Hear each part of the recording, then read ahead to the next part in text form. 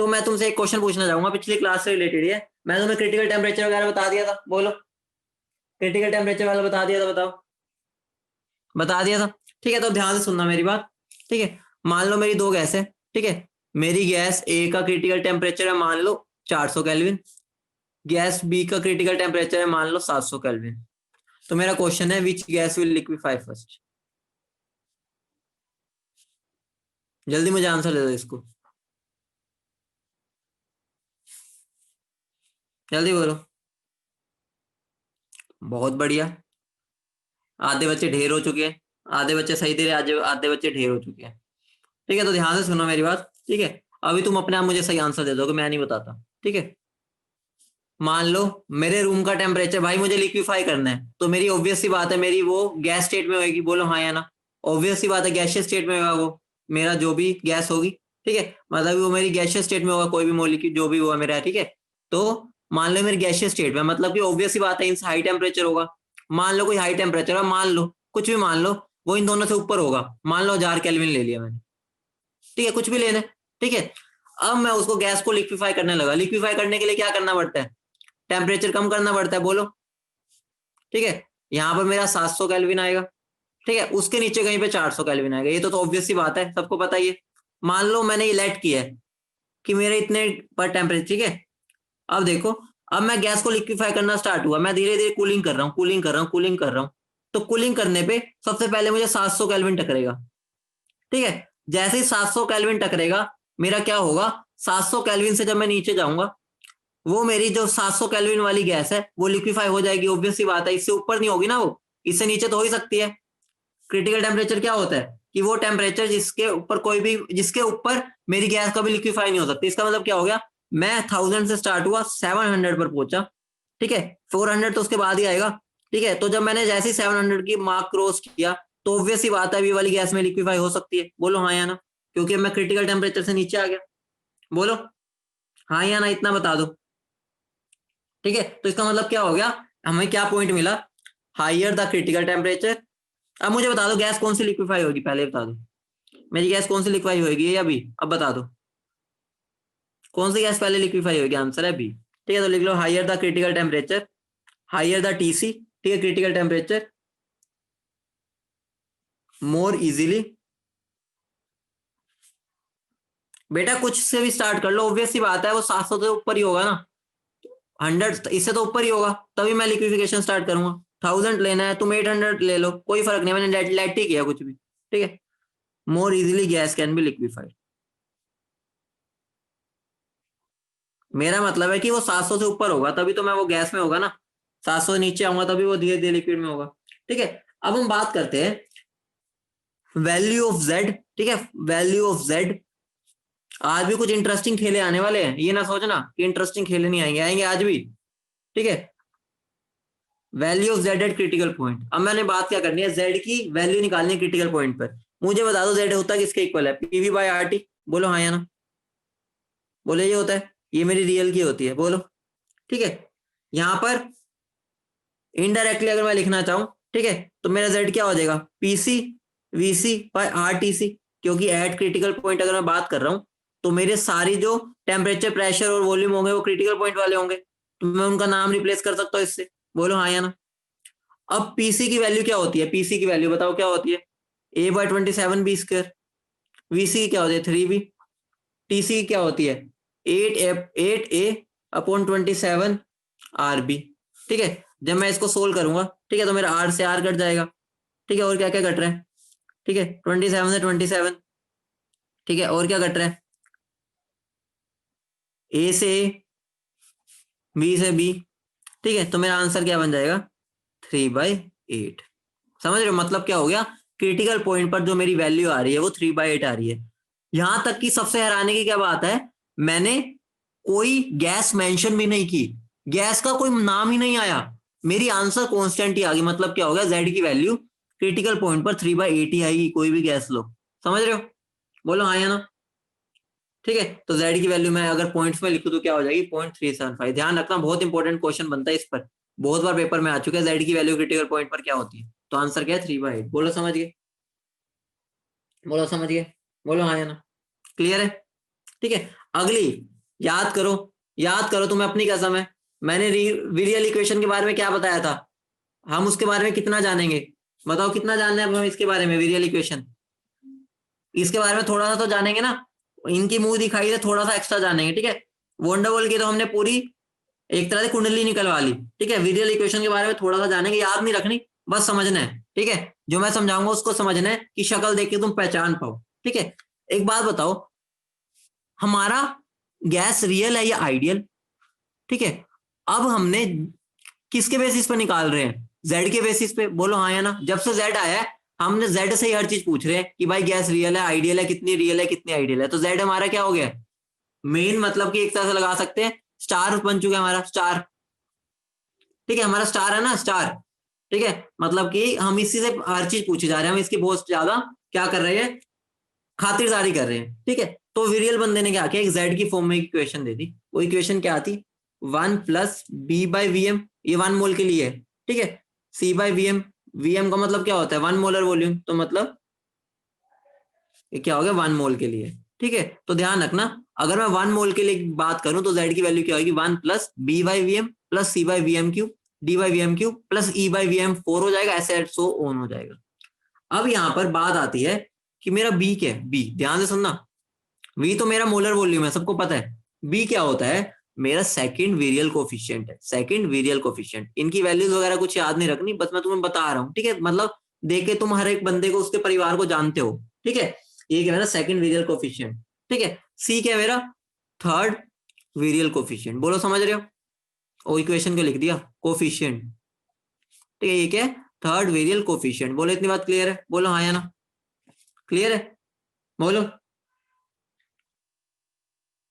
ठीक है। अब ध्यान से सुनना, ये बी और जो सी है ना, ये वैल्यूज तुम्हें एग्जाम में गिवन होगी, वैसे तो इस पे क्वेश्चन ही नहीं आएगा, आता ही नहीं, ये कॉन्स्टेंट्स होते हैं और वो तुम अपने अपने निकालोगे इनको, ठीक है, समझ रहे हो।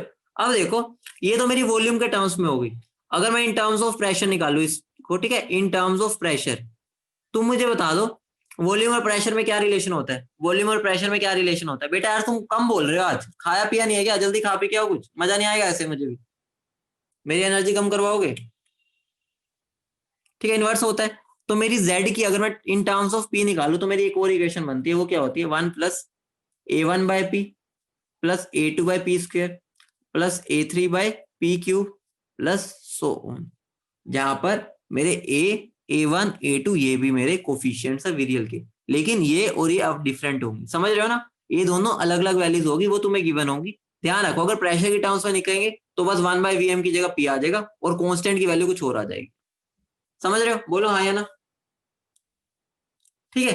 अब किसी के माइंड में ये नहीं आया सर बी को मैंने सेकंड क्यों बोला, फर्स्ट कहाँ गया, सर आपकी काउंटिंग खराब है क्या, किसी ने ये नहीं पूछा, ठीक है। किसी ने ये नहीं पूछा कि सर आपकी काउंटिंग खराब है क्या, कि फर्स्ट वाला कहाँ है, ठीक है। बेटा यहाँ पे फर्स्ट वाला जो है ना, वो इनडायरेक्टली अगर मैं, ठीक है, यहाँ पर मैं क्या कर दूं, 1 × 1/vm0 कर दूं, ठीक है। तो ये और इसमें कोई फर्क है, बोलो हाँ या ना, ठीक है, ये दोनों सेम ही है ना, ये दोनों चीजें। तो मेरा इसके अंदर फर्स्ट वेरियल कोफिशिएंट 1 नहीं होता, इसलिए हम इसको मेंशन ही नहीं करते, समझ रहे हो, बोलो, ठीक है। vm0 से स्टार्ट हुआ 1 2 3 4 5, समझ गए, बोलो समझ गए। अब ध्यान से सुनो, मेरी बात ध्यान से सुनना, तुम्हारी एक इक्वेशन होती है, ठीक है, तुम्हें डिराइव नहीं करनी, बस मैं तुम्हें बता रहा हूँ, an² / v² v - nb = RT, ठीक है। अगर मैं मोल्स 1 ले लूं तो ये मेरा कट जाएगा, ये होती है, बताओ वंडरवॉल इक्वेशन, बोलो वंडरवॉल इक्वेशन होती है ये, जल्दी बोलो। अगर मैं इस वंडरवॉल इक्वेशन क्या के लिए z निकालूं, इसको सोल्व करके z निकालूं, हमें सोल्व नहीं करना क्योंकि बहुत बाइनोमियल एक्सपेंशन वगैरह आती रहती है इसमें, बस मैं तुम्हें ये बता रहा हूँ, अगर मैं इसको सोल्व करके z निकालता हूँ ना, पूरी इक्वेशन का अप्रोक्सीमेशन नहीं ले रहा बेकार वाली कि ये नेग्लेक्ट कर दो, ये इसके लिए निकालता हूँ, तो मेरी z की वैल्यू क्या आती है, तुम्हें याद भी नहीं करनी, बस मैं तुम्हें बता रहा हूँ, एक चीज दिखानी है उसमें, तो मेरी क्या हो जाएगी, 1 + b - ART / 1/vm + b² / vm² + dash dash dash dash, समझ रहे हो। मतलब कि अगर मैं इसको सोल्व करता हूँ ना तो मेरी जेड की इक्वेशन ही आती है, याद नहीं करनी, बता रहा हूँ क्यों मैं लिखवा रहा हूँ। अब तुम बताओ, क्या मैं इसको और इसको कंपेयर कर सकता हूँ, बोलो, इन दोनों कंपेयर कर सकता हूँ, इस इक्वेशन को इस कंपेयर, इसको कर सकता हूँ, तो यहाँ से मेरी कैपिटल वी की वैल्यू आ जाएगी। तो अगर मैं इसको इक्वेशन 1 बोलूँ, इसको इक्वेशन 2 बोलूँ, तो मेरी कैपिटल बी की वैल्यू आ जाएगी कुछ, क्या आएगी, ये वाली आएगी, बोलो। ठीक है, और सी की क्या आ जाएगी, ये आ जाएगी। ठीक है, मतलब क्या होगा, मैं कंपेयर करूं अगर इन दोनों इक्वेशन को, तो मैं क्या बोल सकता हूं, ठीक है, लिख लो, कंपेयरिंग 1 एंड 2 या फ्रॉम 1 एंड 2, मैं क्या बोल सकता हूं, मेरा कैपिटल बी किसके इक्वल होता है, बी माइनस ए बाय आर टी। ठीक है, और सी किसके इक्वल होता है, बी स्क्वायर। तो हमने ये वैल्यूज समझ ली कि कहां से आई है। ठीक है, डेरिवेशन नहीं की, लेकिन हमें आइडिया होगा कि कहां से आई है।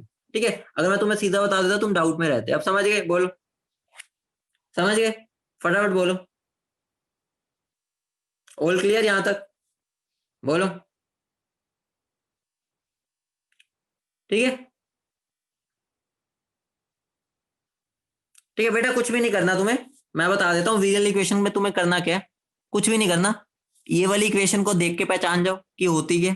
ठीक है, ये इक्वेशन को देख के पहचानना है, ठीक है, होती क्या।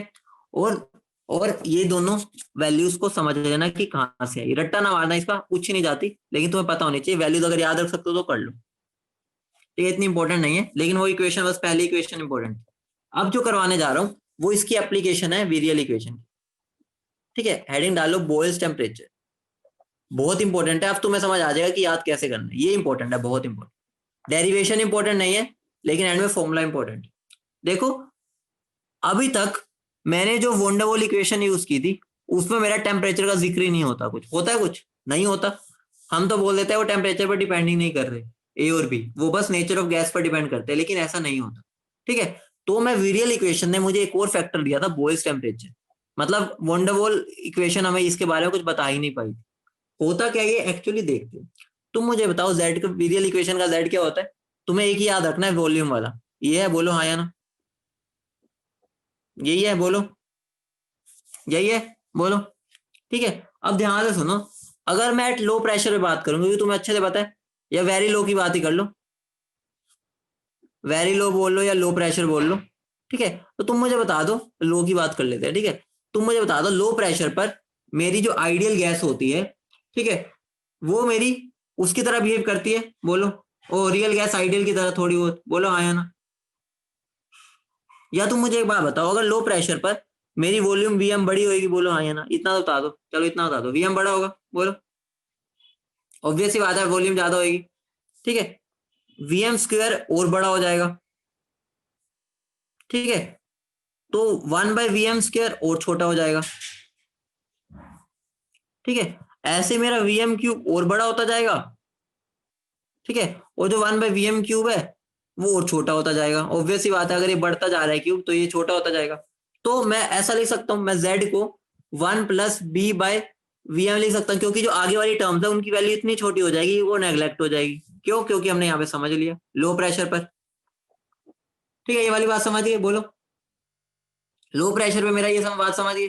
अब मुझे बता दो, आइडियल गैस के लिए जेड की वैल्यू क्या होती है, आइडियल गैस के लिए जेड की वैल्यू क्या होती है, 1।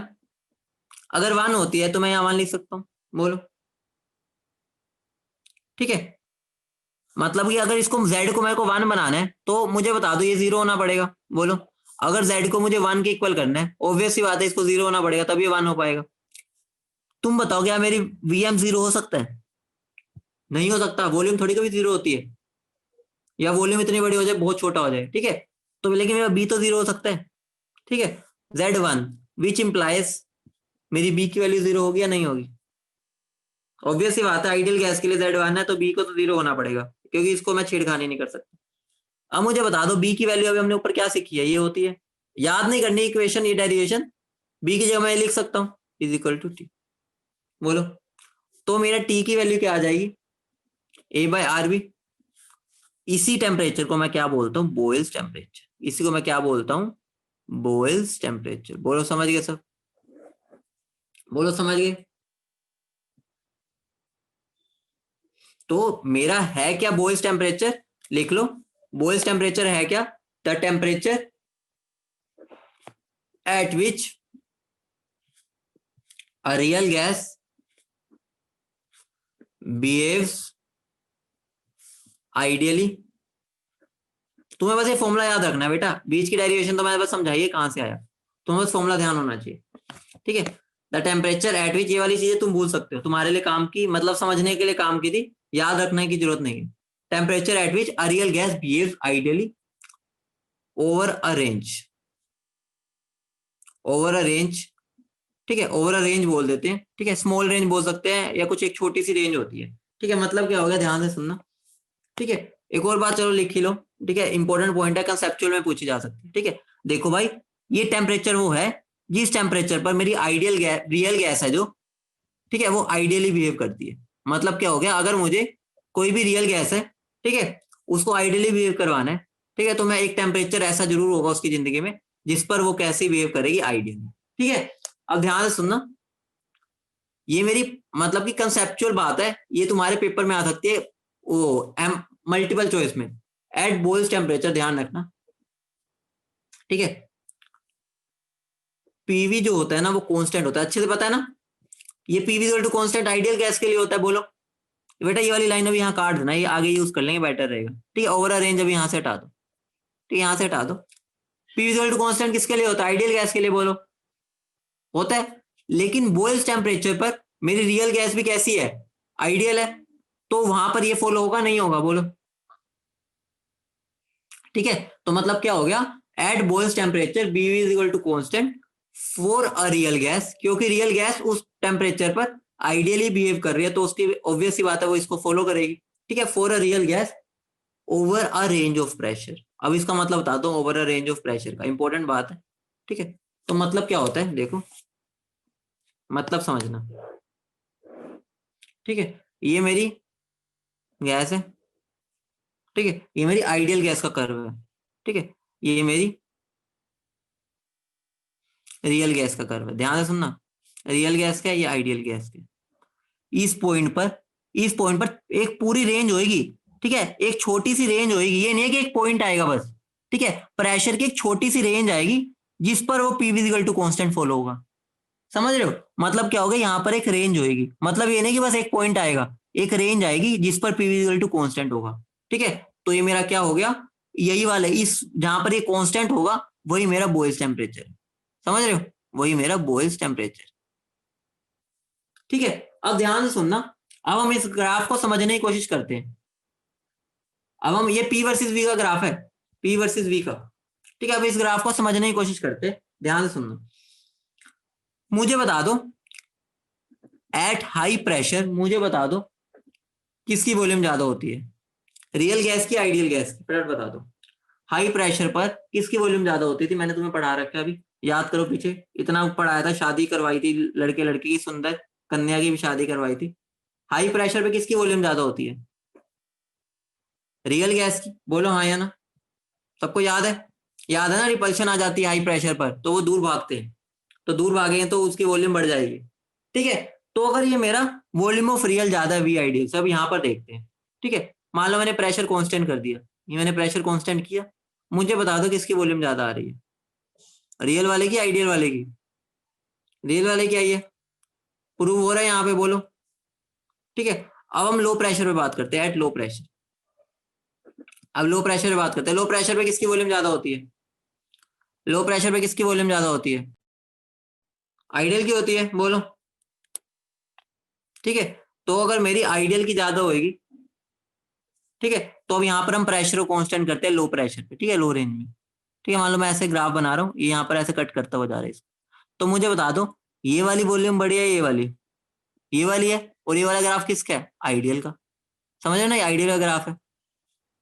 तो मतलब क्या हो गया, मैं यहाँ पर ग्राफ इसके थ्रू पर खुद भी बना सकता था, उल्टा आप सोच के देखो, मतलब क्या हो गया, हाई प्रेशर पे मेरी वॉल्यूम किसकी ज्यादा है, रियल वाले की, लो प्रेशर पे किसकी, आइडियल की, तभी मेरा ग्राफ दोनों एक दूसरे को मतलब क्रॉस सा बनता है, ऐसा सा, ठीक है, क्रोमोसोम टाइप जैसे तुम बनाते हो, ठीक है।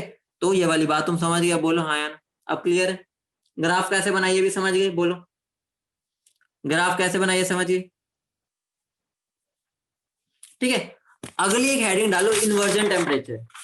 बेटा इन्वर्जन टेम्परेचर मैं तुम्हें थर्मोकेमिस्ट्री में समझाऊंगा या थर्मोडायनेमिक्स में, बस अभी उसका फॉर्मूला लिख लो, क्योंकि कई बार वो कंपेयर करवा देते हैं, ठीक है। इसका फॉर्मूला होता है मेरा 2 × 2 A/RB, ठीक है। इसको TI से लिखते हैं, उसका फॉर्मूला बता रहा हूँ अभी, इससे ज्यादा नहीं बता रहा, ठीक है, वो थर्मोडायनेमिक्स में बताऊंगा, अभी बताऊंगा तुम तुम्हें अभी इतना पता नहीं होता, ठीक है, एडियाबैटिक होगा, जब वहां पे अच्छे से समझ जाओगे तो बताऊंगा, ठीक है। अब तुम बता सकते हो ये किसके इक्वल होगा, इसको क्या बोलते हैं हम, ये कौन सी वैल्यू है, ये वैल्यू मेरी कौन सी है, ये क्या है मेरा, टीबी है, बोलो। तो मैं इसको किसके इक्वल लिख सकता हूँ, ट्वाइस ऑफ टीबी, मतलब क्या हो गया, जो मेरा इन्वर्जन टेम्परेचर है वो ट्वाइस ऑफ बॉयज टेम्परेचर है। ऐसे याद रखोगे तो तुम्हें ये भी याद नहीं रखना पड़ेगा, ठीक है। इसके बारे में मैं बता नहीं रहा, बस फॉर्मूला लिखवा रहा हूँ, ठीक है। ठीक है, एक और चीज तो मैं प्रूव करूं, बेटा बस इतना याद रखो, एक इन्वर्जन टेम्परेचर होता है, इसका फॉर्मूला होता है ये, इसके बारे में डिटेल में मैं थर्मोडायनेमिक्स में बताऊंगा, ठीक है, क्योंकि तुम्हारे कई बार पेपर में कंफ्यूज, मतलब गैसेस के चैप्टर में तुम्हारे चैप्टर वो टेस्ट में ना आ जाए, ये मैं थर्मोडायनेमिक्स में डिस्कस करूंगा, ठीक है, क्योंकि उसका टॉपिक है ये, बस मैंने यहाँ पर थोड़ा फॉर्मूला सिमिलर सा होता है इसलिए लिखवा दिया, ठीक है। तो मुझे एक बात बताओ, एक छोटी सी बात बताना चाहूंगा, एक बात का ध्यान रखना। हाँ बेटा, नीट में आ चुका है तभी तो बोल रहा हूँ, मतलब तुम्हारे नीट से पहले तो मैं थर्मोडायनेमिक्स करा ही दूंगा ना, इतना तो तुम्हें पता ही है। मैं तो अभी ये चीज बता रहा हूँ बस, कि अभी तुम्हारे जो जेनेसिस पे टेस्ट होंगे उसमें भी आ सकता है ना, क्योंकि वो दोनों का सेम फॉर्मूला होता है, तो वहां के लिए ये रिलेशन काम आ सकता है। तो ध्यान रखो, फॉर आइडियल गैस, ठीक है, फॉर आइडियल गैस ध्यान रखना, क्रिटिकल टेम्परेचर की वैल्यू होती है 0 केल्विन। अब मुझे बताओ, मेरा टीसी की जगह मैं क्या लिख सकता हूँ, 8a/27 RB, एक चीज प्रूव करना चाह रहा हूँ, बस उसके लिए लिख रहा हूँ, ठीक है। इसके इक्वल, तो ये मेरा किसके इक्वल हो जाएगा, ठीक है, 0 के, यही होगा ना, बोलो। इससे मुझे क्या पता चलता है, ठीक है, which implies A is equal to 0, क्योंकि बाकी कुछ 0 हो नहीं सकता, और ए अगर 0 है तो मैं क्या बोल सकता हूँ, कोई अट्रैक्टिव फोर्स ही नहीं है, तो यहां से मैं एक चीज प्रूव कर सकता हूँ कि ideal gas can't be liquefied, समझ रहे हो, क्योंकि ये 0 तभी होगा जब ए 0 हो सकता है, और कोई ऑप्शन ही नहीं है। तो ए 0 है मतलब क्या हो गया, उसके अंदर कोई अट्रैक्टिव फोर्स नहीं है, तो अट्रैक्टिव फोर्स नहीं है तो हम आइडियल गैस को कभी लिक्विफाई ही नहीं कर सकते, समझ रहे हो, बोलो, ठीक है। अब अगली दो इक्वेशंस आ रही है, ठीक है, बट बस एक चीज प्रूव कर रहा था कि आइडियल गैस कभी लिक्विफाई नहीं होती, तुम्हारे बस समझना था कि बस मैंने उसको प्रूव कर दिया, कुछ वो नहीं है, ऐसी बड़ी बात नहीं है। अब मेरी एक इक्वेशन आ रही है, इसके इसके इसका क्या करना है मैं बताओ, बर्थ लॉट इक्वेशन। इस बर्थ लॉट इक्वेशन से हमारा क्या रिश्ता है बता दो, हमें कितना इसको पढ़ना है, हाँ मुंह दिखाई, इसकी बस हमें मुंह दिखाई करनी है, बिल्कुल मुंह दिखाई, उससे एक वर्ड एक्स्ट्रा नहीं बोलूंगा इससे, इसके साथ, ठीक है, ठीक है। हाँ निक्कुसी निक्कुसी, तुम बेटा सब भाषा समझ गए हो मेरी, ढूंढ ढूंढ के वर्ड लाते हो, ठीक है। तो बर्थ लॉट इक्वेशन क्या है, P plus A by V M square into V M minus B is equal to 1 mole के लिए बता रहा हूँ, ठीक है, 1 मोल है। तुम बोलो ये मेरी किसके जैसी इक्वेशन है, ये मेरी किसके जैसी इक्वेशन है, कोई बोलना चाहेगा कौन सी इक्वेशन है ये तो वंडरवॉल इक्वेशन है। बेटा रियल गैस ना बोला करो, है तो सारी रियल गैस के लिए वंडरवॉल गैस, वंडरवॉल इक्वेशन। बस यहाँ पर एक चुन्नू सा चेंज कर दो, यहाँ पर टी लगा दो, ये तुम्हारी बर्थ लॉट होगी, समझ रहे हो, चुन्नू सा चेंज है, टी लगा रहे हैं बस ये, ठीक है, टी लग गया तुम्हारी बर्थ लॉट इक्वेशन हो गई, ठीक है। अब एक बात बताओ, ए और बी यहाँ कौन होंगे, ए और बी यहाँ कौन होंगे, ए और बी यहाँ कौन होंगे, वंडरवॉल कांस्टेंट, हाँ आंसर है बर्थ लॉट कांस्टेंट होंगे, कोई इनको वंडरवॉल कांस्टेंट नहीं बोलेगा, ठीक है, कोई इनको वंडरवॉल कांस्टेंट नहीं बोलेगा, ठीक है, क्योंकि ऑब्वियस सी बात है, जिसने साइंटिस्ट ने बनाया उन्होंने इनकी वैल्यू निकाली होगी ना, क्योंकि इक्वेशन ही अलग है, इक्वेशन अलग है तो कांस्टेंट की वैल्यू भी अलग होगी, सेम इक्वेशन होती तो सेम वैल्यूज होती, ठीक है। उससे अगले हम किस पे चल रहे हैं, डाइएट्रिसिस, नाम इसका अजीब है, डाइट्रिसिस, देख लेना बेटा जो भी नाम है ऐसा ही कुछ होता है, डाइट्रिस इक्वेशन, ठीक है, नाम पर मत जाना, ठीक है, पागल पता नहीं क्या नाम रखे हुआ इन्होंने।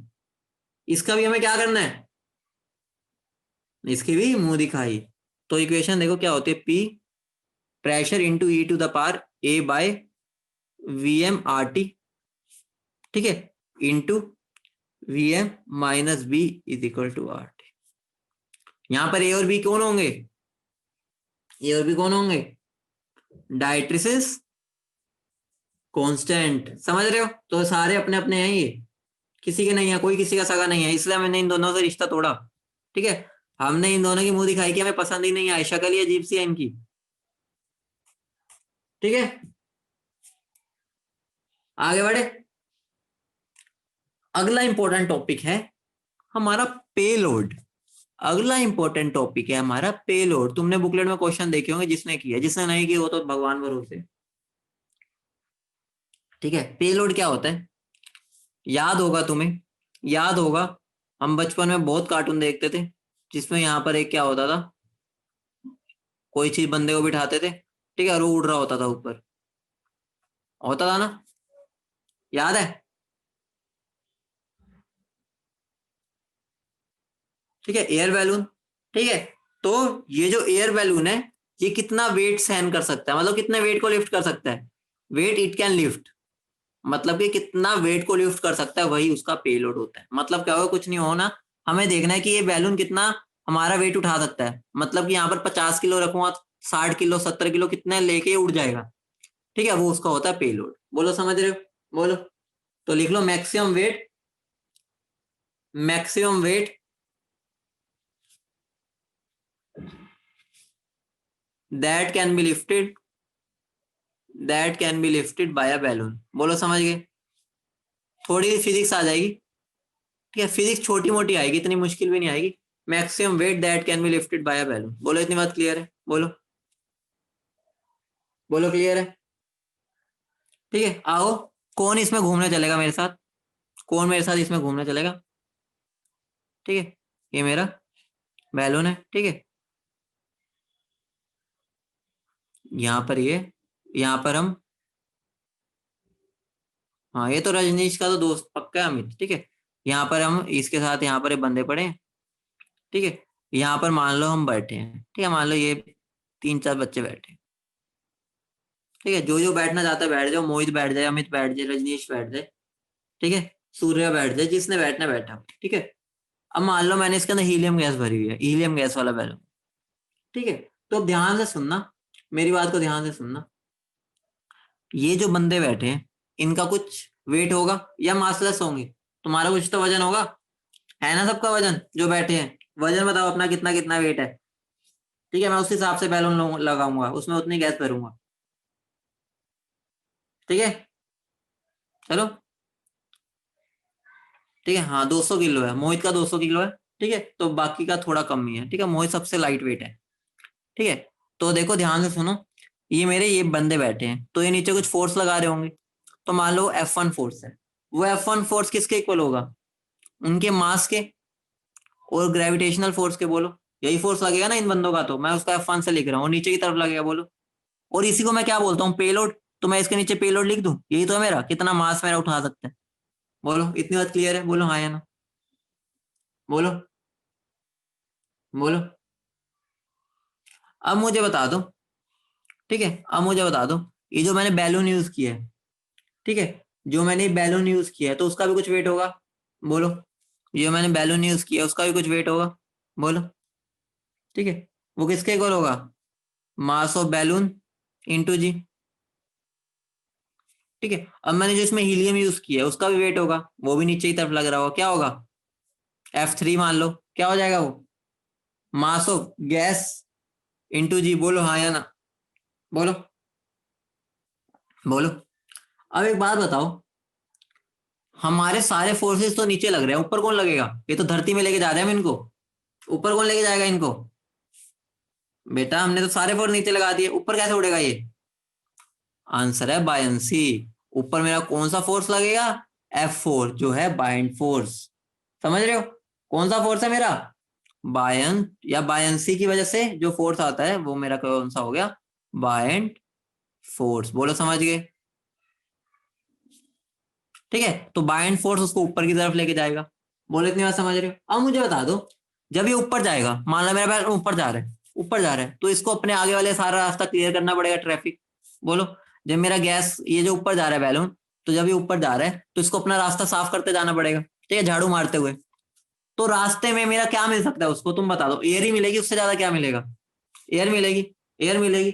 तो इसका मतलब क्या हो गया, मेरा बैलून कितनी एयर को डिस्प्लेस करेगा, कितनी एयर को डिस्प्लेस करेगा, जितना खुद का बैलून का वॉल्यूम होगा। ठीक है, तो मैं क्या बोल सकता हूं, वॉल्यूम ऑफ गैस डिस्प्लेस्ड या एयर डिस्प्लेस्ड। ठीक है, एयर बोल लो गैस बोल लो एक ही बात है, किसके इक्वल होगा, वॉल्यूम ऑफ बैलून के। बोलो सबसे पहले इतनी बात क्लियर आ गई, ठीक है। तो मैं क्या बोल सकता हूँ, और ये किसके इक्वल होता है, 4/3 पाई आर क्यूब। ऑब्वियस सी बात है, इसकी रेडियस बस ले लेनी है, ठीक है। मैंने स्फेरिकल नहीं बनाया, स्फेरिकल हम मान के चलते हैं इसको, ठीक है। बोलो समझ रहे हो, बोलो बोलो, क्लियर है।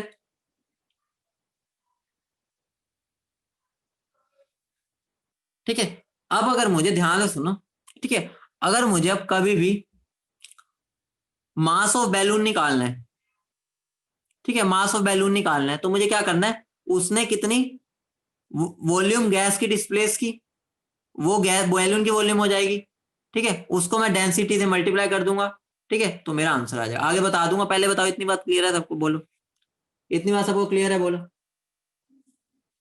ठीक है, अब मुझे बता दो, अगर मेरा गैस इसको बैलून को ऊपर उड़ना है, तो बाइंड फोर्स बाकी तीनों फोर्स के बराबर होना चाहिए। ऑब्वियस ही बात है, दोनों बराबर होने चाहिए, ठीक है। आधे बराबर करते हैं इनको, तो मैं क्या बोल सकता हूँ, जो मेरा F4 होगा वो किसके इक्वल होगा, F1 plus F2 plus F3। बोलो हाँ या ना, ठीक है। तो मेरा क्या हो गया, F4 किसको को क्या बोल सकता हूँ मैं, ठीक है। F4 मेरा क्या है, बाइंड फोर्स, ठीक है, बाइंड फोर्स ऊपर की तरफ लग रहा है, ठीक है। तो वो एयर को जितना डिस्प्लेस करेगा, तो मैं क्या बोल सकता हूँ, मास ऑफ एयर इंटू जी के इक्वल होगा। बोलो हाँ या ना, कितनी एयर डिस्प्लेस हो रही है ना, ठीक है, वो किसके इक्वल हो जाएगा मेरा, mass of payload into g plus mass of gas या बैलून बोल लो into g plus mass of gas into g. बोलो इतनी बात समझ गए, बोलो। तो यहां से सारी वैल्यूज अगर तुम्हें पता हो, तो तुम ये निकाल सकते हो मास ऑफ पेलोड। बोलो हाँ या ना, ठीक है। तो मेरा मास ऑफ पेलोड क्या आ गया, जी से जी तो सारे कैंसिल हो गए, ठीक है, जी जी जी, सब जी को हटा दो, सब जी गए, ठीक है। तो मेरा मास ऑफ पेलोड कितना आ जाएगा, mass of air minus mass of gas plus mass of balloon. बोलो हाँ या ना, यही होगा, बोलो यही होगा। अब मुझे बता दो, मुझे अगर मास ऑफ एयर निकालना है, तो मुझे क्या करना है, volume of air into density of air करना पड़ेगा। वो मेरा क्या दे देगा, मास। हाँ बेटा पराग, इसमें फिजिक्स ज्यादा ना लगाओ, हमारे में कांस्टेंट से ही चलता है, ठीक है। इसको मैं लिख सकता हूँ, ठीक है, minus mass of gas plus mass of balloon. बोलो इतनी बात सबको क्लियर है। तो ये मेरा पेलोड का फाइनल फॉर्मूला बन गया। तुम ऊपर से भी कर सकते हो डायरेक्ट इसको इक्वेट करके, ठीक है, ये तो बस मैंने निकाल के दिखाना था, ठीक है। तुम तो इधर उधर करके वैल्यूज पुट करके कर सकते हो, ठीक है। लेकिन ये ध्यान रखना, यहाँ पर मैं volume of air into density, और वॉल्यूम ऑफ एयर मैं कैसे निकाल सकता हूँ, वॉल्यूम ऑफ बैलून से। ऑब्वियस सी बात है, क्योंकि दोनों की वॉल्यूम और वो दोनों बराबर होगा। बोलो समझ रहे हो, ये दोनों चीजें इक्विवेलेंट होगी, ठीक है। अब क्वेश्चन देता हूँ, वहां से ज्यादा क्लियर होगा, ठीक है। क्वेश्चन है मेरा, ध्यान से सुनना, लिख लो। अब बैलून, इसकी स्टेटमेंट पढ़ना ज्यादा इंपॉर्टेंट है। अब balloon with volume 4200 metre cube is filled with helium gas at 300 Kelvin, 1 bar pressure. Filled with helium gas balloon, 1 bar pressure. It is found to weigh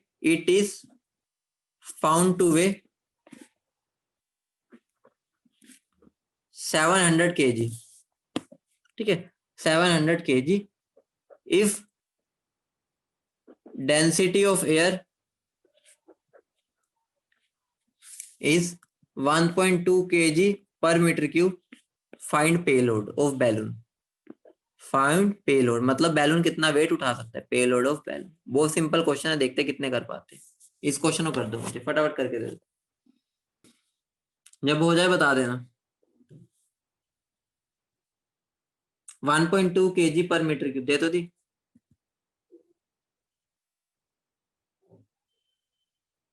units का ध्यान रखना,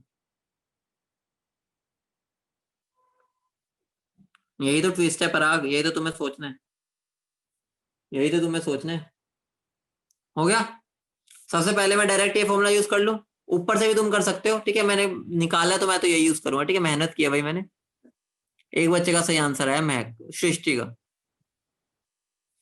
पेलोड का formula क्या है मेरा, volume of air into density of air minus mass of gas plus mass of balloon. हाँ Mac का भी सही आ गया, इशिता का भी सही आ गया। वॉल्यूम ऑफ एयर किसके इक्वल होगी पहले ये बता दो, दी हुई है वॉल्यूम ऑफ एयर कहीं पर गिवन है, बोलो गिवन है कहीं, मुझे तो नहीं दिख रही, गिवन है कहीं, जल्दी बोलो। आंसर है वॉल्यूम ऑफ एयर किसके इक्वल होगी, वॉल्यूम ऑफ बैलून के, अभी मैंने लिखवाया था। ठीक है, तो वॉल्यूम ऑफ एयर की जगह मैं वॉल्यूम ऑफ बैलून लिख सकता हूँ, दोनों इक्वल होगी। ठीक है, तो क्या आ जाएगा 4200 इंटू क्या हो जाएगा 1.2 माइनस, मुझे मास ऑफ गैस और मास ऑफ बैलून गिवन है कहीं, गिवन है। देखो ध्यान से सुनना, इस क्वेश्चन में मैंने स्टेटमेंट को पढ़ो, स्टेटमेंट को मैंने क्या बोला, एक मेरा बैलून था, एक मेरा बैलून था, उसमें मैंने एक गैस भरी, फिर उसका वेट किया, वो मेरा है 700 केजी, मतलब क्या है, मुझे 700 केजी इन दोनों का इकट्ठा गिवन है। तो क्वेश्चन को ध्यान से पढ़ो। ठीक है, तो ये मेरा क्या हो जाएगा -7, तो मेरा आंसर कितना बन जाएगा 4340 केजी। बोलो समझ रहे हो, कई बच्चे ढूंढ रहे थे मास ऑफ बैलून नहीं गिवन, तो क्वेश्चन को ध्यान से पढ़ो, मैंने बैलून को फिल किया उसके बाद वेट किया। ठीक है, तो इसका मतलब वो दोनों ने उसका मिला के मास 700 केजी आया है। बोलो समझ गए, बोलो। एक और क्वेश्चन दो, एक मजेदार सा क्वेश्चन, ये तो सिंपल सा क्वेश्चन था, ये देखते हैं कितने बच्चे कर पाते हैं। ठीक है, ये थोड़ा सा और अच्छा क्वेश्चन है, इससे ऊपर कोई क्वेश्चन नहीं आएगा तुम्हारा पेलोड पे। A balloon of 20 meter diameter 20 meter diameter weigh 100 kg। देखो यहाँ पे मैंने पहले ही बता दिया कि बैलून का वेट 100 kg है, मतलब खाली बैलून के, with helium, field with helium, density given है उसकी 1.2 kg मीटर की। ठीक है, मैं शॉर्ट में दे रहा हूँ। प्रेशर है मेरा 1 atm, टेम्परेचर 300 केल्विन है, फाइंड पेलोड। इस क्वेश्चन को ट्राई करो, ये एयर की डेंसिटी गिवन है, ठीक है, हीलियम की नहीं है। सोचो इसको कैसे होगा।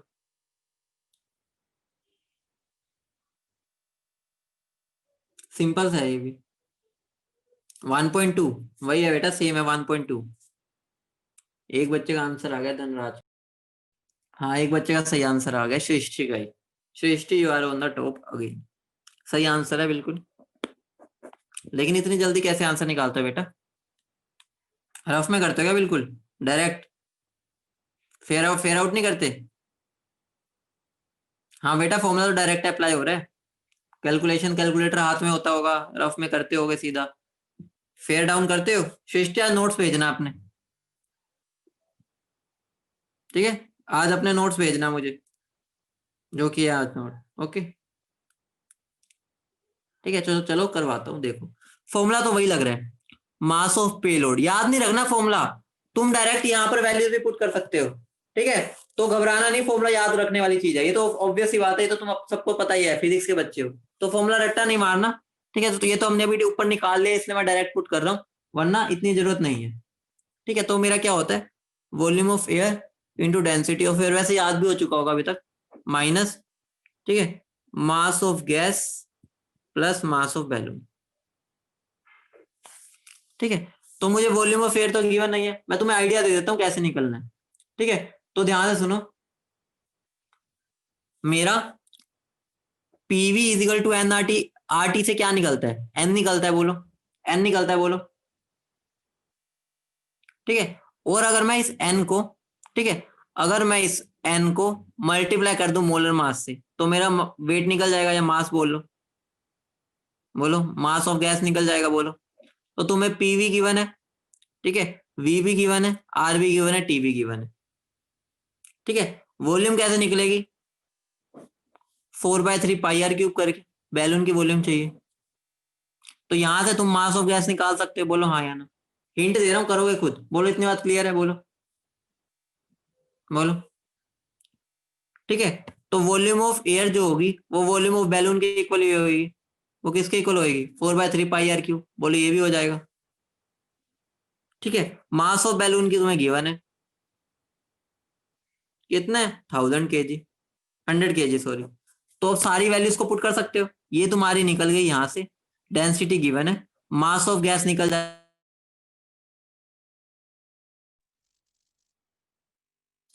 तो मेरा क्या होगा, मास ऑफ बैलून पता है तुम्हें, तो सारी वैल्यूज पुट कर दोगे। आंसर मैं बता देता हूँ, तुम्हारा आंसर अप्रोक्स कितना आएगा, ठीक है। इतने मुश्किल कैलकुलेशन पेपर में नहीं आएगी, लेकिन मैं फिर भी आंसर बता देता हूँ। 4244 kg के राउंड आएगा, ठीक है। तुम्हें कंसेप्ट समझाना था, कैलकुलेशन करवाना मेरा मकसद नहीं था, ठीक है। पेपर में सिंपल क्वेश्चन आता है, लेकिन कंसेप्ट समझना इंपॉर्टेंट। बोलो समझ गए, बोलो।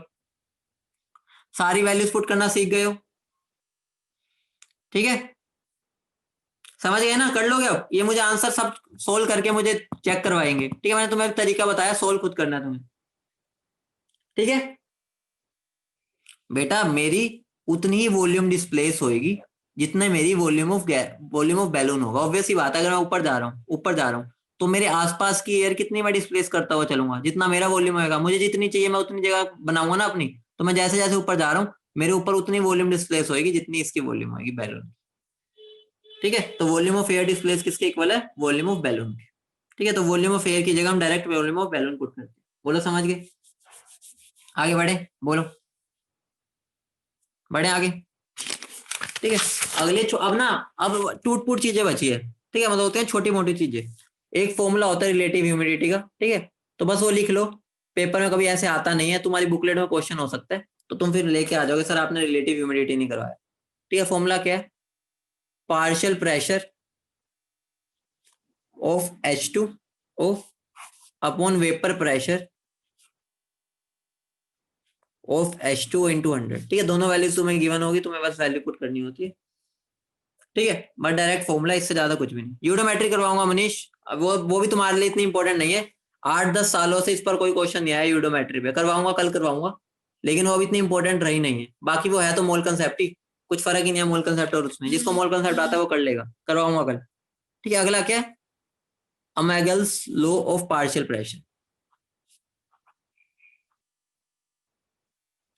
निकिता वो मुझे उसने सम दे रखा है या नहीं दे रखा, ध्यान से सुनना। वो तुम्हें ऐसी लैंग्वेज देगा कि मेरा एक बैलून है जिसमें मैंने एयर भरी है और उसका मास आया इतना, ऐसे बोलेगा तो समझ जाओ दोनों का मास गिवन है। अगर वो बोलता है मेरा एक बैलून है जिसका वेट है 100 kg, उसके अंदर मैंने गैस भरी, उसके बारे में कुछ बताएगा, उसका मतलब है उसने इसका अलग बात बताई, इसकी अलग, ठीक है। लैंग्वेज को समझना, ठीक है। अब क्लियर है, बोलो, ठीक है। अगर वो बोल रहा है कि मैंने उसके अंदर भरी, हाँ बेटा मैं तुम्हें एक बहुत इंटरेस्टिंग खेला तो बताना ही भूल गया, अरे यार ये बता देता हूँ, एक मजेदार चीज तो बताना भूल गया। मेरा जो ये होता है ना, लो ऑफ पार्शियल वॉल्यूम, ये कुछ भी नहीं है, हमें कुछ भी नहीं करना, बस नाम ही जानना था। जो मेरा वी टोटल होगा ना, वो किसके इक्वल होगा, V1 plus V2 plus V3, ठीक है। जहां पर मेरे प्रेशर और टेम्परेचर कांस्टेंट होंगे, ठीक है। इसके बारे में बस मैं लिखवा रहा हूँ क्योंकि कई बार तुम्हारी बुकलेट वगैरह में दिख जाता है, इंपॉर्टेंट नहीं है हमारे लिए। जैसे हमारे डाल्टन और पार्शियल प्रेशर था, ये वॉल्यूम है कि हमें वॉल्यूम को ऐड कर देना है, ठीक है। जैसे बस इसके अंदर हमारा प्रेशर ऐड होता था, उसमें वॉल्यूम, ठीक है। आइडियल गैसेस के लिए, ठीक है, ये आइडियल के लिए अप्लाई हो, सब कुछ आइडियल मतलब सेम कंडीशन है। उसमें प्रेशर को ऐड करते थे, इसमें वॉल्यूम ऐड होगी। बोलो समझ रहे हो, बोलो, बोलो क्लियर है, क्लियर है।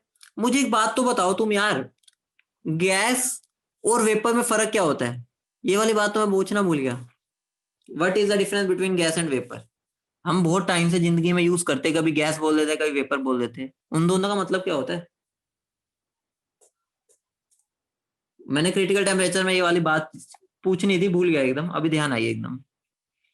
कोई बता सकता है गैस और वेपर में फर्क क्या है। बहुत बढ़िया शेष जी। हाँ देखो बहुत सिंपल सी बात है, ये मेरा क्रिटिकल टेम्परेचर है, ठीक है। अगर मेरी उससे ऊपर होगी गैस तो उसको हम गैस बोल देंगे, उससे नीचे होगी तो वेपर बोल देंगे। मतलब इन दोनों में फर्क बस उनकी एनर्जी के, मतलब कि गैस की एनर्जी ज्यादा है क्योंकि वो मतलब टेम्परेचर ज्यादा है ना, ऑब्वियस सी बात है। तो मतलब कि एनर्जी लेवल का डिफरेंस है और कुछ भी नहीं है दोनों में डिफरेंस। अगर मैं क्रिटिकल टेम्परेचर के ऊपर हूं तो मैं उसको गैस बोल देता हूँ, अगर नीचे हूं उस स्टेट को मैं वेपर बोल देता हूँ। मतलब है दोनों गैस ही, ठीक है, बस उनकी एनर्जी लेवल का डिफरेंस है, ठीक है। मतलब ये उससे ऊपर वाली एनर्जी लेवल में गैस, नीचे वाली एनर्जी लेवल में उसको वेपर बोल देते हैं। बोलो क्लियर है। चलो मैं अगला जो थोड़ा बहुत स्टार्ट कर देते हैं, मोलिकुलर कोलिजन, ठीक है। अगली क्लास में यूडोमेट्री भी करना है ना, तो इसलिए हमें इसको आज बीच में भी छोड़ेंगे नहीं, जितना हो सकता है कर लेते हैं। बेटा अभी 10 मिनट पड़े हैं, इतना मुझे भी पता है। अगर तुम कल चैप्टर खत्म करवाना चाहते हो तो साथ दो मेरा, वरना परसों पे चला जाएगा। ठीक है, सिंपल सी चीज है, ज्यादा नहीं, इसके बारे में पेपर में नहीं आता इतना। जो बातें बताऊंगा वो समझ लेना। ठीक है, जो इंपॉर्टेंट टॉपिक्स थे हमने सारे कर लिए, इसमें बहुत कम क्वेश्चन आते हैं। ठीक है, तो बस सुन लो होता क्या। मोली तुम्हें पता है गैस के मेरा सॉल्यूशन सैंपल है, उसमें मॉलिक्यूल्स कोलाइड करते हैं, बोलो हाँ या ना। एक दूसरे कोलाइड करते हैं ना, बोलो करते हैं। तो केटीजी जो थ्योरी थी, ये भी केटीजी थ्योरी को फॉलो करता है, मतलब सब इसके ना फॉलोअर्स है केटीजी थ्योरी के।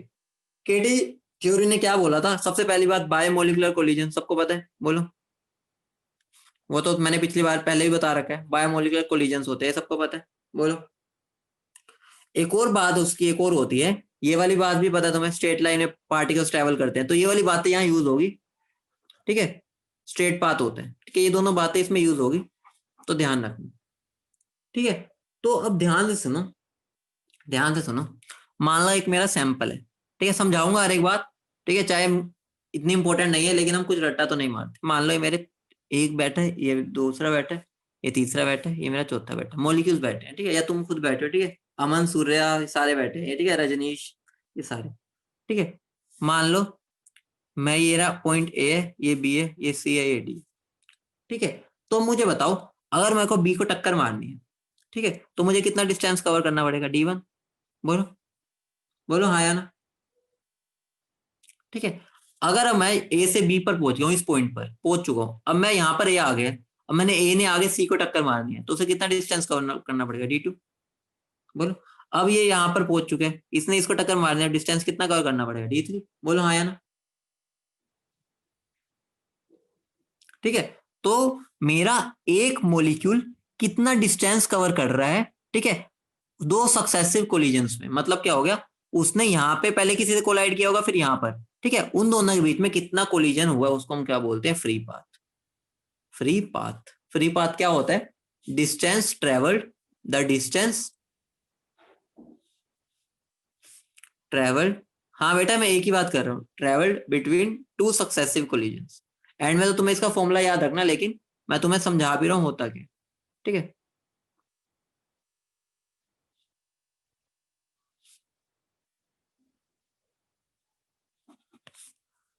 ठीक है, अरे क्या लिख रहा हूँ, क्लियर है, बोलो।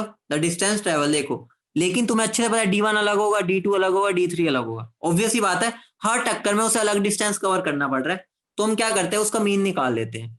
तो हम मोलिकुलर कोलिजन्स में मीन फ्री पाथ निकालते हैं। हम फ्री पाथ के बारे में नहीं पढ़ते, क्योंकि ऑब्वियस ही बात है सारे डिस्टेंस डिफरेंट है, तो हम उनका सबका मीन निकाल लेते हैं। ठीक है, उसको हम क्या बोलते हैं, मीन फ्री पाथ। तो हम क्या बोल देते हैं, average distance, average distance travelled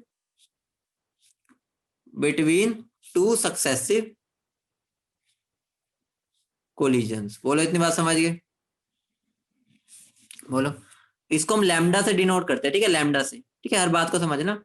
अब मुझे बताओ, मान लो मैंने पहले में D1 कवर किया, फिर दूसरे में D2 किया, फिर तीसरे में DN3 किया, मान लो मैंने n कोलिजन्स में DN डिस्टेंस कवर किया। ठीक है, तो जितने मैंने डिस्टेंस कवर किए उतने कोलिजन्स होगी ना, मतलब ये एक कोलिजन हुई, ये D1 था, ये 2, ये D2, ये 3, ये D3, मतलब क्या होगा, नंबर क्या आएगा नीचे मेरा, number of collisions.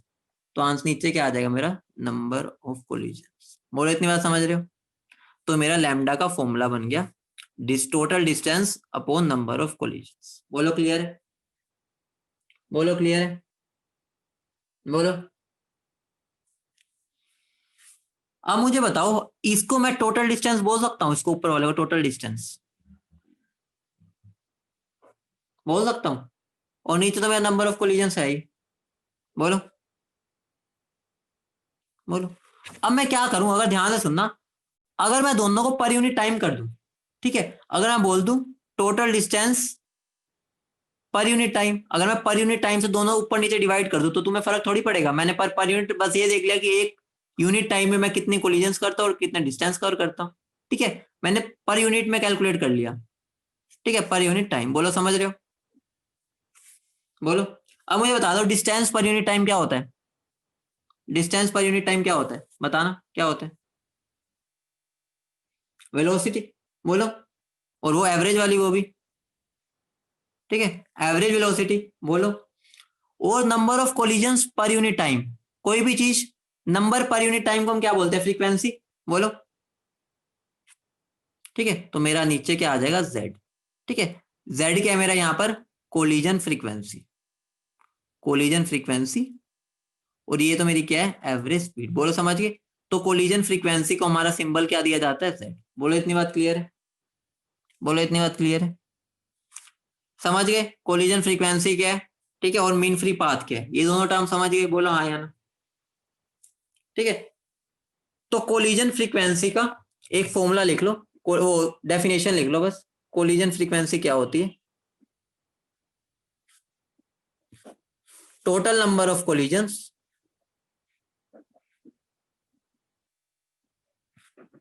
Per unit time. बोलो समझ गए? Total number of collisions per unit time. ठीक है, बोलो बेटा। इसका ना एक फॉर्मूला होता है, इसका फॉर्मूला, उसकी डेरिवेशन ना थोड़ी सी ना लेंदी होती है, और उसको समझने में ना कुछ फायदा, मतलब कि तुम्हें एंड में लगेगा कि मैं इसको यूज कहीं कर नहीं पाऊंगा, लेकिन तुम्हें समझने में भी थोड़ी दिक्कत आएगी। ठीक है, तो मैं इसका डायरेक्ट फॉर्मूला लिख रहा हूं, याद करवाने का बताता हूँ कैसे हुआ, ध्यान से सुनना। ठीक है, अगर मेरे दो मॉलिक्यूल्स कोलाइड कर रहे हैं, ठीक है, तो हमने क्या मान रखा है कि मेरा एक मॉलिक्यूल यहां से आ रहा है, मान लो एक मॉलिक्यूल यहां से आ रहा है, समझा देता हूँ, डेरिवेशन ही समझा रहा हूँ, लेकिन मैं सोल्व नहीं करवाऊंगा। तो मेरा एक मॉलिक्यूल अगर यहाँ से आ रहा है, एक यहाँ से आ रहा है, अगर इसकी वेलोसिटी यू है, ठीक है, इसकी यू है, तो इन दोनों का वेक्टर सम क्या होगा? बोलो, यू बार होगा नहीं होगा? यही होगा, बोलो फटाफट बोलो। ठीक है, तो two, two root bar, root two bar ये होगा, तो रूट टू यू आया यहाँ। समझ रहे हो? सारी बातें समझाऊंगा। पाई सिग्मा स्क्वायर, अभी सिग्मा की टर्म बताता हूँ क्या होता है। सिग्मा पाई ये रेडियस की तरह ही होता है, ठीक है, कोलिजन डायमीटर होता है, अभी बताता हूँ क्या होता है। ये मेरा एरिया हो गया, बोलो हाँ या ना। बोलो। ठीक है, उसको मैं किससे मल्टीप्लाई कर दूंगा? एन स्टार से। ठीक है, ये मेरा जेड का फॉर्मूला हो गया। ठीक है, जहां पर एन स्टार क्या होता है? Number of molecules per unit volume. समझ रहे हो? इसकी डेरिवेशन में इसलिए नहीं जा रहा, मतलब नीड नहीं है तुम्हारे लेवल पे अभी, क्योंकि हम वैसे ही ड्रॉपर बैच में, तो हमें वहां पर टाइम नहीं लगाना, तुमने पहले कभी पढ़ भी रखी होगी, तो मतलब कि अभी इसकी नीड नहीं है, तो हम इसका डायरेक्ट फॉर्मूला यूज करेंगे। मैं तुम्हें समझा दिया कहाँ से आया। अभी सिग्मा बताता हूँ क्या है, एक सेकंड बस वेट करो। अगले हेडिंग डाल लो, कोलिजन डायमीटर। ठीक है, वही मेरा सिग्मा होता है, कोलिजन डायमीटर, बस ये लिख लो फिर छोड़ दूंगा, उसको हम सिग्मा से डिनोट करते हैं। ठीक है, मान लो मेरा एक मॉलिक्यूल आ रहा है, ठीक है, दूसरा मॉलिक्यूल आ रहा है, दोनों एक दूसरे के सामने आएंगे, बोलो कोलाइड करेंगे नहीं करेंगे? कोलिजन का मतलब यहाँ पर ये नहीं है कि वो एक दो टक्कर मारे, कोलिजन का मतलब है कि एक पॉइंट ऐसा आएगा जिसके बाद वो रिपेल करके पीछे चले जाएंगे। ठीक है, मतलब ये नहीं है दोनों टकराएंगे, हो भी सकता है लेकिन जनरली नहीं होगा। मान लो इतनी पास आए, इससे आगे नहीं आ पाए, ठीक है, मान लो इतनी पास आए, हो सकता है वो ऐसे भी आ सकते हैं, हम जनरली ऐसा सोच लेते हैं ना, मैं ये बता रहा हूँ कि ये भी हो सकता है। ठीक है, तो उन दोनों के बीच, सेंटर के बीच के डिस्टेंस को हम सिग्मा बोलते हैं, उसको हम क्या बोलते हैं? सिग्मा। बोलो समझ रहे हो? बोलो। इस केस में हम क्या बोल देंगे? ठीक है, इस केस में मेरा ये सिग्मा हो जाएगा। ठीक है, हमें उससे मतलब नहीं है, मैं बस ये बता रहा हूं कि जरूरी नहीं है दोनों टकराएंगे। तो यहां लिख लो, the minimum distance between two colliding particles. ठीक है, कोलिजन का मतलब समझ आना। ठीक है, यही ये है कि वो जितनी पास आ सकते आएंगे, उसके बाद तो रिपेल होकर दूर चले जाएंगे। ठीक है, बोलो समझ गए? बोलो। ठीक है, तो बेटा बाकी मैं अगली क्लास में कराता हूँ। ठीक है, आगे थोड़ा सा ही बचे, कल हम कोशिश करेंगे चैप्टर खत्म होने। ठीक है।